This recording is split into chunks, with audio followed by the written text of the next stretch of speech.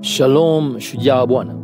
Hakika hii ni siku nyingine nzuri yenye baraka tele. Nina furaha sana ya kama Mungu muumba mbingu na nchi ametupatia neema ya kuweza kukutana kupitia njia hii ya mtandao. Ni baraka iliyoje. Mungu ninayemwamini na kumtumikia ni Mungu mwema. Mungu anayekuwazia wewe mawazo mazuri.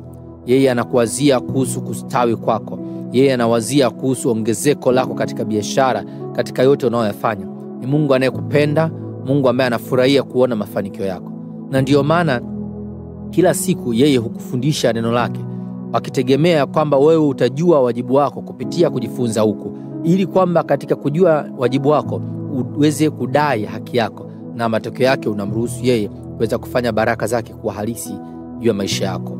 Neno la Mungu linasema katika kitabu cha Ufunuo wa Yohana sura 21 mstari wa 1, yeye ashindaye atayarithi haya, nami nitakuwa Mungu wake, naye atakuwa mwanangu.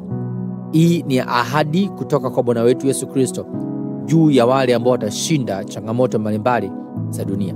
Sasa ili tuelewane vizuri katika somo hili, nataka nikupe mfano mmoja ambao tunauona katika maisha yetu ya kila siku. Wote tunafahamu kuwa kuna michezo. Kuna michezo mbalimbali, kuna riadha, kuna mpira miguu, mpira wa kikapu, kuna kuogelea au michuano mingine yote. Michezo ina mbalimbali.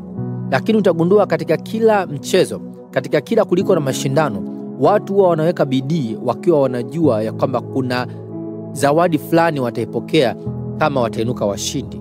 Na ndio maana watu wanajituma katika mazoezi, wanajituma katika kuhakikisha wanashinda hayo mapambano yao. Na jinsi zawadi inavyozidi kuwa kubwa, ndivyo watu wanavyozidi kujituma, kwa sababu kila mtu anataka afikie kwa namna fulani ile zawadi. Na vivyo hivyo Mungu wetu naye ameweka katika mfumo kama huo, ya kwamba anatupa kuelewa, anatufahamisha ya kwamba duniani mnakoishi mna changamoto nyingi. Kuna mambo mengi magumu, kuna mambo mengi ambayo inawezekana kwa namna moja au nyingine yakasababisha maumivu. Lakini kama mkiweza kukazana, mkavumilia yote, mkaweza kushinda changamoto, mkaweza kushinda dhambi, mkaweza kushinda hayo majaribu, neno linasema kuwa baada ya maisha haya kuna ahadi ya maisha mengine yaliyo bora zaidi. Ahadi ya kukaa na Mungu wetu mbinguni. Hii ni habari njema kwangu na kwako pia, ya kwamba tunalo tumaini. Sisi sio watu ambao wanapotea tu. Sisi sio kama kuku na ng'ombe na wanyama wengine, ya kwamba baada ya kufa hadithi yetu maisha. La, sisi ni wa kipekee. Mungu ameweka ahadi katika neno lake ya kwamba kama tukiishi maisha ya kumpendeza, kama tukiishi maisha ya utakatifu, basi tumejiweka katika mazingira ya kwamba baada ya maisha haya ya duniani kuisha, tunao uhakika wa kuishi tena.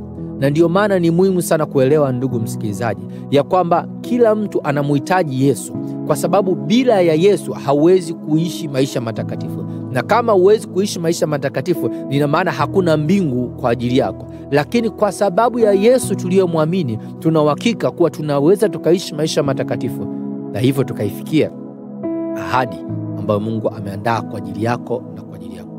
Kwa hiyo ndugu mpendwa, kazana katika utakatifu, kazana katika kumpendeza Mungu, kwa maana neno linasema baada ya haya, yule atakayeshinda dhambi, yule atakayeshinda changamoto za dunia, baada ya maisha haya kuna kutawala pamoja na Kristo mbinguni. Haleluya! Basi maneno haya yawe ya faraja kwako, nikutakia uwe na siku njema yenye baraka tele.